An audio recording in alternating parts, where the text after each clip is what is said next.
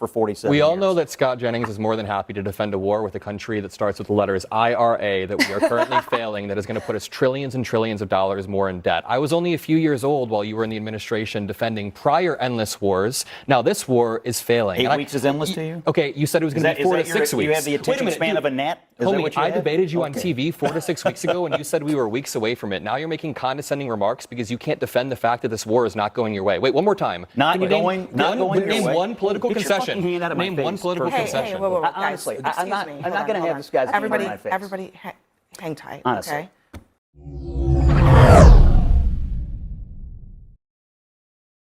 All right, guys, so I wanted to react to this Adam Mockler, Scott Jennings blow up that happened. I guess this was probably like Friday night or something like that, where Adam Mockler calls out Scott Jennings on his very obvious hypocrisy, where he's defending Trump and saying this war is going to be over in 4 to 6 weeks. We've blown through that. And he's saying, like, you know, you've always supported wars with countries that start with the IRA. Obviously, that's a reference to when Scott Jennings was in the Bush administration supporting the war in Iraq. And there's a couple of things going on here. One is that Republicans just, the hypocrisy does not matter, right? They don't care, okay? There is no standard. It's just, you know, we do wars whenever we want, and if we say it's going to be over in a little bit and then it drags out longer, you know, Bush came out in 2003, in summer of 2003, and got on that aircraft carrier and was like, mission accomplished, we did it. And then we stayed in Iraq. We're still there, but you know, 23 years later. And so he's making a point about this, that, you know, like, you always support forever wars, and now you're being condescending to me. So the Republicans, the number one thing is they do not deal in fact and reality. They deal in propaganda. And they don't like when people push back on their obvious lies and propaganda. This war in Iran, it was supposed to be over in a couple of weeks. You know, I guess they thought this would be really simple, just like Venezuela, in and out, you know, take out the leader, take over the country. And that's not the case. Iran is a much more formidable opponent, I guess, if you want to call it that, than Venezuela was. And the other thing, too, is that the age gap between them, because Adam Mockler's like 23 and Scott Jennings is, I don't even know how old, but he's old. He's at least twice Adam's age. And he's just getting slapped around by Adam for, you know, him just pointing out basic facts, which is like, you guys said this was only going to take a couple of weeks. It's not. And Scott Jennings doesn't like the fact that he's getting schooled by a kid who is half his age, or more than half his age.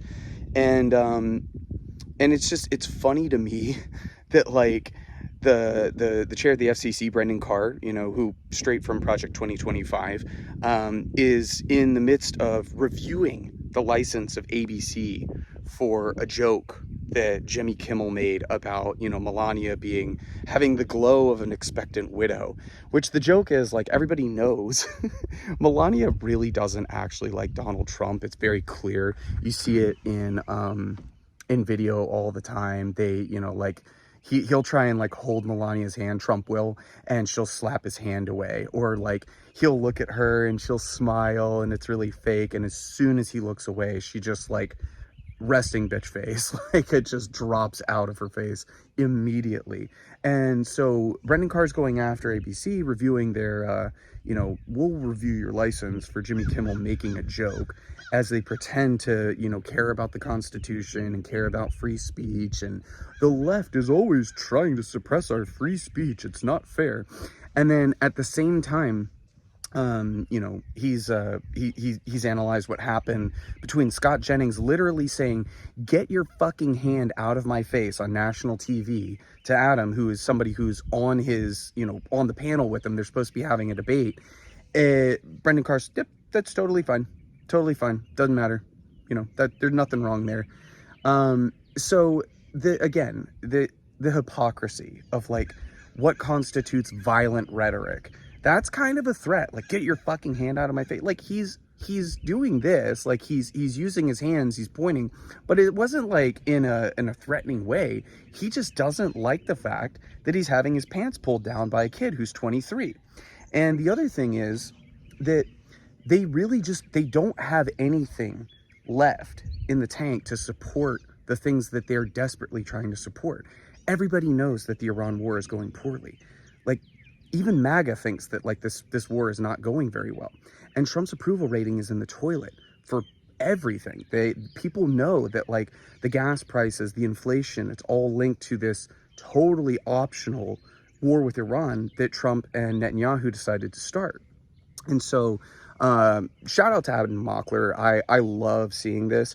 And the real thing is that like I don't think Republicans are used to having somebody who's on the left actually push back in real time. They're used to having them just kind of like roll over and allow Republicans to lie with impunity. And Adam wasn't having it. And he points out a very obvious fact, which is like you said, or Trump said, hey, it's going to be over in just a couple of weeks. We've blown past that timeline. The war's not going well, despite all of their efforts to say, oh no, it's going really well. You know, like we've completely defeated their navy. And okay, meanwhile, Strait of Hormuz still closed. Gas prices still through the roof. Iran is not, you know, folding. They're not saying, oh God, please stop. You know, what do we have to do to get you to stop? And it's just not working out. And so again, shout out to Adam Mockler. I want to see a lot more of this. Scott Jennings honestly should be fired. I mean, like, he's despicable. He's such a smug prick. And the way that, you know, he treats not just Adam Mockler, but any kind of like co-panelist that he's talking to. He's very condescending. He's very like full of himself. And he thinks that he can just get through with like bluster and bravado and overpowering whoever it is that he's talking to. But it did not work out well. So nice job, Adam. Keep up the good work. Like and subscribe. Share the video around. And I'll catch you in the next one. Peace.